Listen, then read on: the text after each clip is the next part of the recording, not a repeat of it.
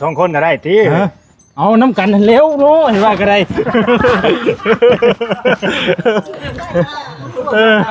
โอ้ยพอเราบ่ได้นักบ่ได้มาเซ็นฮะ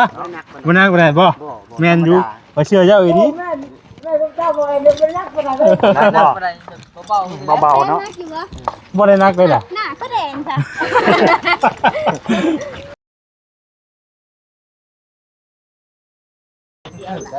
1ล้านพี่น้องเอ้ยอยู่เอาดิให้ดิมาดิก่อนเบาแสนเพิ่นก็ชื่อเนาะแม่น สบายดีเด้อน้องแต่ยับกล้องไงเนี่ยสิหามมานี่ค่อยเฮ็ดแบบกองหลังคือคิดนะเฮ็ดซั่นบ่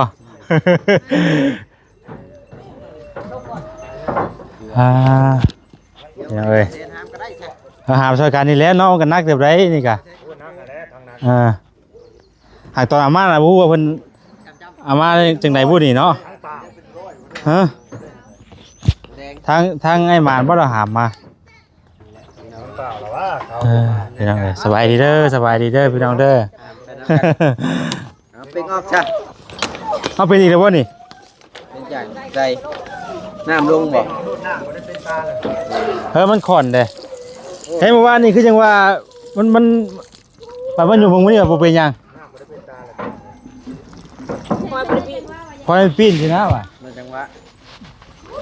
บ่อยากใส่เสื้อก็ได้น้ำนี่นะบ่ได้เป็นหยังเลยล่ะเสื้อเริ่มไทยเริ่มสมบูรณ์แล้วบ่แทนดูอิ่วเลยโอ้เย็นเด้นี่เอาไปต้นไม้อีกค่ะโอ้ยเราข่อยบ่มีต้นไม้กี่ตื่นเต้นอยู่นะพี่เดี๋ยวสิไปทำต้นมะม่วงโอ้ต้นแล้วบอกว่าต้นอะไรเนาะแต่ใช่นะเจ็ด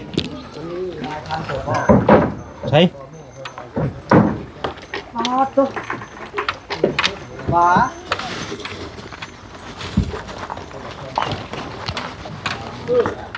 ยกขึ้นมาให้มันนอนเลยยกขึ้นโอ้แห้งอีกแล้วโอ้ยเนาะแห้งหลายอีกแล้วสมว่าวัยรุ่นดีเนาะโอ้ยสมวัยรุ่นดีนะวัยรุ่นดีเอาจับให้เรานั่นนี่จับให้เรานี่มีแต่ให้น้องโกยลงไปล่างข้างในเลยโอ้ยกระโตค่อยใหญ่เจ้าพุ่นพร้อมโตเป็นมดก่อนไต่เข้าไปมันก็ลงหาผมน้ำนิดบาทนี่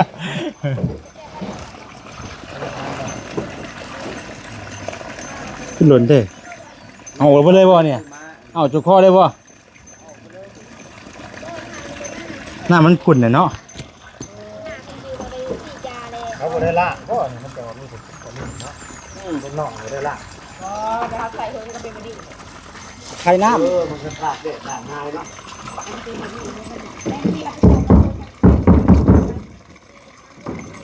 อุณหภูมิของ่ายบ่ว่านี่กวาด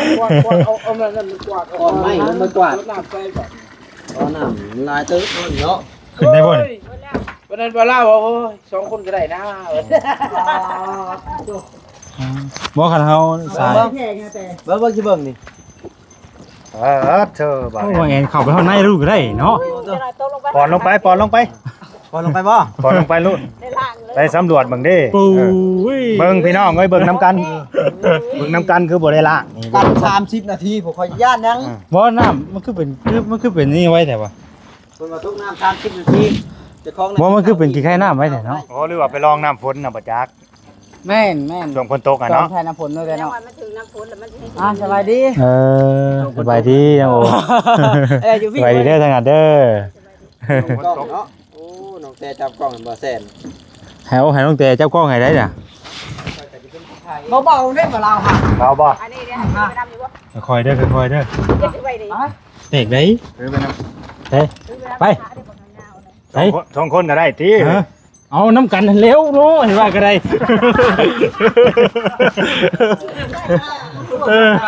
โอ้ยพอเราบ่ได้นักบ่ได้มาเซ็นฮะบ่นักบ่ได้บ่แม่นอยู่บ่เชื่อเจ้าอีนี่แม่ต้องเจ้าบ่ได้บ่นักบ่ได้เบาๆเนาะบ่ได้นักเลยล่ะหน้าก็แดงจ้ะโตบ่นักขนาดเองที่บ่ไม่นักขนาดแดงเลยนักปานใดเคยเบาๆเนาะเบาๆนี่ กล้วยลงมาเก่านี่ ของเก่านี่บ่ห้องบ่ ปินขาก็ง่าย กิ เล น ย ไปทางไหน กินถึงบ่ โอ้นักได้ละโอ้เป็นนัก โอเค งั้นมาอีกมา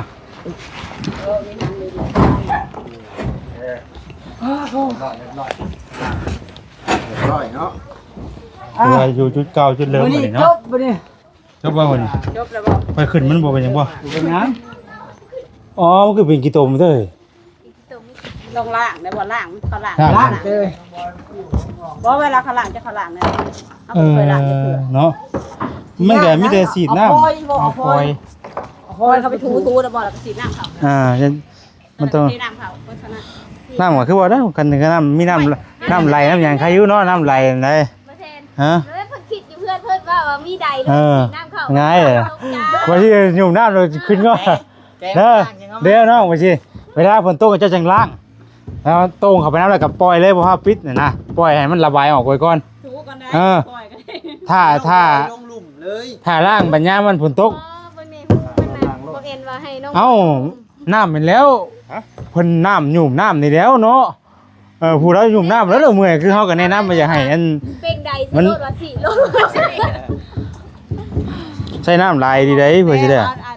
ล่างทูแล้วก็น้ำสีเขาไป นั่นคือฝนตกไว้ว่ามันน่าใส่ค่ามันไหลเขาเฮาก็กวนให้มันก็ระบายออกไปเลยสินะนั่นคือตอนนี้ก็เราหยุ่มน้ำใส่หนองปลาเนี่ยก็ยังบ่แห้งเลยเราหยุ่มน้ำใส่หนองปลาก็บ่แห้งเลย อะไรน้องปลายก็ต้องใส่น้ำบ่ เอาเราหยุ่มน้ำของปลานะ ตั้งน้ำขึ้นดิ อเมริกาบอก เอาน้ำขึ้น แน่เน่าจอกเน่า เต็มคนละวันใส่ทีเดียวเต็มเลยก็แล้วเลย แล้วว่าทำนี่บ่ได้แต่งหยังบ่เออ ล่างบ้านเอาเลยเด็ก เมื่อยว่าฉันก็ เออ เมื่อย เป็นหยังธรรมดาจังนี่นะ ขอบใจขอบใจอะไร แดงสิเนาะ เมาเอ็นก็มาเพิ่นสิไปย่อซอยได้ แล้วก็ย่ออยู่แล้วก็ บ่ได้ งามเลยเนาะ บ่ได้คือว่าฉันว่าแล้วกันคือว่าเฮาบ่ล้างตอนนี้ก็ฝนตกพุ่นแหละเนาะฝนตกพุ่นหยังมันจะจังว่าฝนมันตกเลยเฮาก็ล้างไปน้ำเลยตรงเข้าไปน้ำเลยถ่ายเทออกเลยเนาะคือตอนนี้ว่าเฮาสูบน้ำมันใช้น้ำลายได้พี่น้องเอ้ย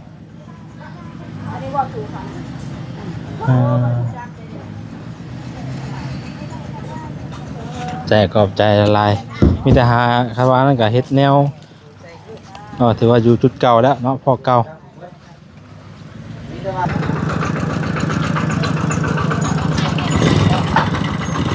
กันแล้วบ่ช้างกันแล้วเนาะ ทางกลับได้พี่น้องเอ้ยเนาะเครื่องอุปกรณ์ไฟฟ้าแล้วเพิ่นก็กันแล้วบ่เอาได้เนาะ เครื่องอุปกรณ์ไฟฟ้าเพิ่นก็เมื่อนำพี่น้องเอ้ยเนาะทางเพิ่นก็เมื่อโอ้ในบ้านมันตัดหญ้าได้พี่น้องเอ้ยหาเทืองอะไรยังนี่ชาวเทืองแม่นไหมบ่แม่นไหมบ่ฮอนแล้วล่ะบ่พื้นนั่นฮอนแล้วล่ะบ่พื้นโอ้ยสบายดีจนค่ำยังบ้านนี้เหยียบเล็กทางเถอะ ไปเราตัดอยู่บ่เดียวไปน่ะไปบ้านบ่อยู่ลูกใช่เพิ่น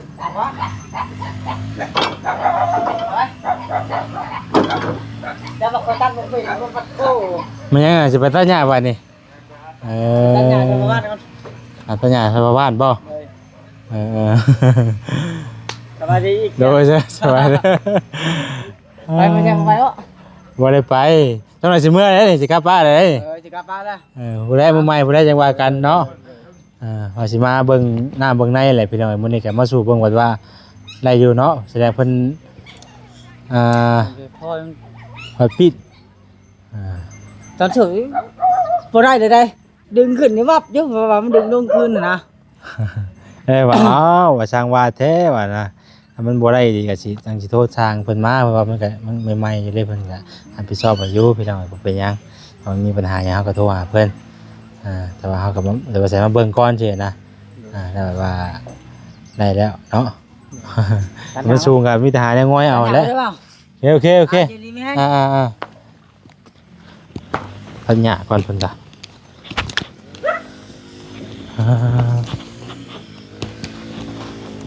ยุงกัดเดี๋ยวนี้โอ้ไปทางนัดเลยบ่น่ะไปทางนัดเลย ใช่เฮ้ยกลัวยังอยู่บ่ ยังมาแล้วเอ้ยข้ากิริโลเนาะเฮ็ดเนี่ยข้ากิริโลเพิ่นเมียนไม้เดียวเนาะพอแล้วบ่ชาวเทืองบัดนี้แล้วแหละแล้วบ่บัดนี้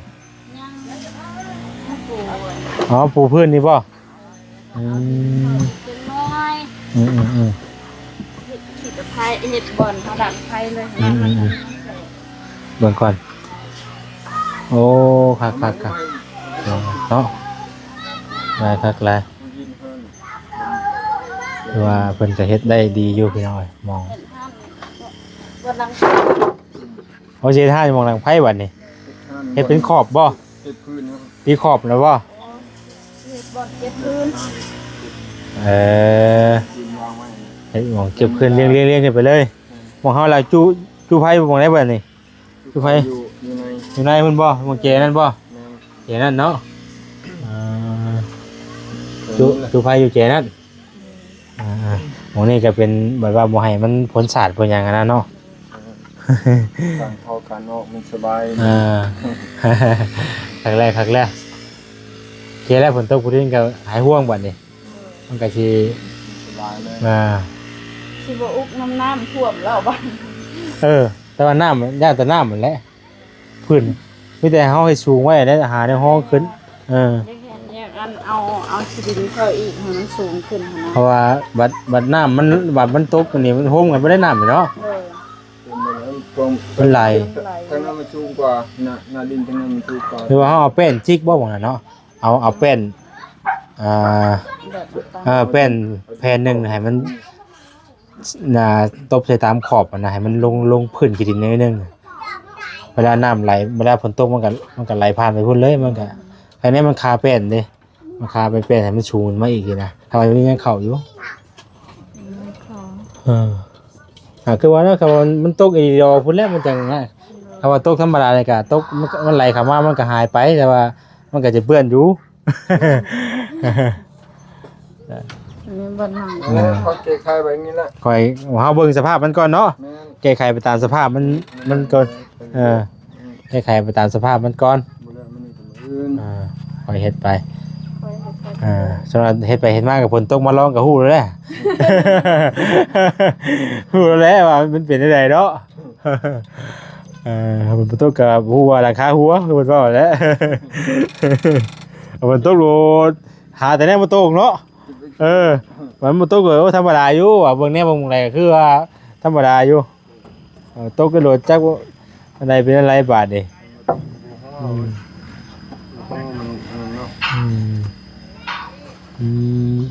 คักพี่น้องเอ้ยหนึ่งข้าวหนึ่งน้ำเลยชาเทืองเหมือนกันเนาะใส่หมูหนึ่งไม้มื้อนี้เนาะใส่หมูหนึ่งไม้ได้พี่น้องชาเทืองก็ได้คักแรกบาดนี้บรรยากาศยามแรงๆพี่น้องเนาะประมาณนี้แหละมาแซนก็จะขอครับก้อนบาดนี้ครับกับบ้านกับซองพอแล้วพ่อกันใหม่มื้อหน้ามื้อในพี่น้องเอ้ยฮะเจอสิเมื่อแล้วบัดนี้ต่อบ่น่ะน้องโอเพิ่นไปตัดหญ้าเนาะโอ้เฮ็ดสร้างยอมรับสีมือสร้างเพิ่นนี่ดิเฮ็ดเนียบดีเนาะงามดีดอกแป้นไม้ก็จนแบบโอ้ยบ่ไปว่าไม้เที่ยงคักเนาะไม้เพิ่นกบนะมันได้แบบมันได้คมได้เหลี่ยมเนาะแต่ว่าไม้เฮาบ่กบมันก็เป็นอีกมุมนึงเนาะมันก็เวลาที่เฮาทาสีมันก็บ่แดงนะมันบ่ไหม้เด้เนาะว่าได้ก็ไม้มันเศร้านะว่าได้ก็เนาะเฮาโกดแล้วมันเป็นไม้เนื้อตัวไม้มันงามเพราะแต่เฮาบ่ทาสีมันก็ยัง เกลี้ยงไงดิเนาะนี่สีสันมันนี่นะเอาบ่ทาสีมันก็ยังเกลี้ยงงามได้พี่น้องเอ้ยวันนี้เฮาทาสีกันไปมันกลมกลืนกันไปเลยบัดนี้น้องโอไปตัดหญ้าซอยในบ้านพี่น้องเอ้ยเนาะตัดเป็นเนาะเพิ่นกันเนาะโอ้น้องโอพี่น้องเอ้ยเนาะไปตัดหญ้าซอยในบ้านพุเฮ็ดเป็นเบิดเนาะไอ้หน้าเอารถไทยพี่น้องเอ้ย เป็นเบิดเพิ่นก็ได้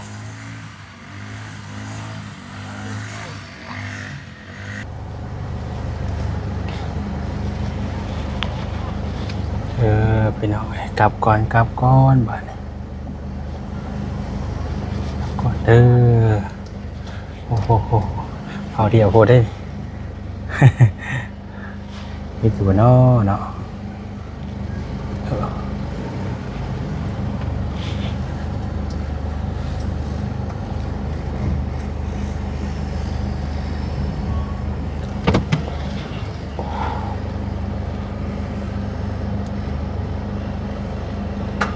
นี่ดีวะยังไหลอยู่วะเลยไหลแล้ว เลยถอยหลังเลยไปอีกพอละกินอะไรมัน โอเคขอบใจ ให้อย่าไม่กว้างคือจะได้ยังให้กว้างเพื่อไว้นะ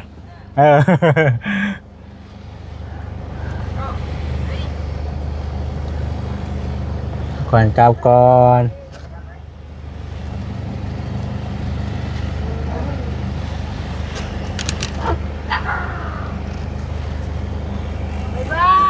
มาจะใช้น่ะมาจากกลางบ้านว่าไปใช้ก็เห็นว่ะแค่ตู้ปั่นเป็นยังไงตู้ปั่นเนาะตู้ปั่น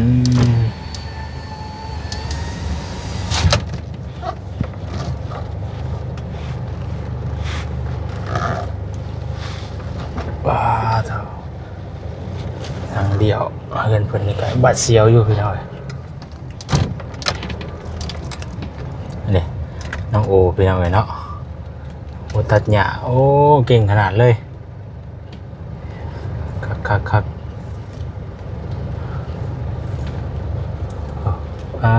เจ้าพี่น้องเนาะ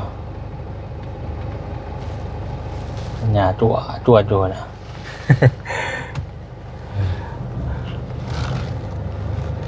ไปเลยกลับก่อนหน้ามือในจังว่ากันไหม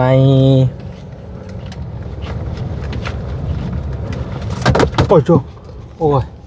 เป็นอย่างนี้บ่ายใช่ไหมหักอีกแล้วเนาะกดไม่เปลี่ยนเรื่องกันได้พี่น้องไปพี่น้องทางวัดแสนขอตัวไปก่อนอยู่ดีมีแห้งวัดสุกูสุคนผิดพลาดอะไรก็ขอโทษขออภัยเนาะสำหรับมื้อนี้ไปแล้วพี่น้องสบายดี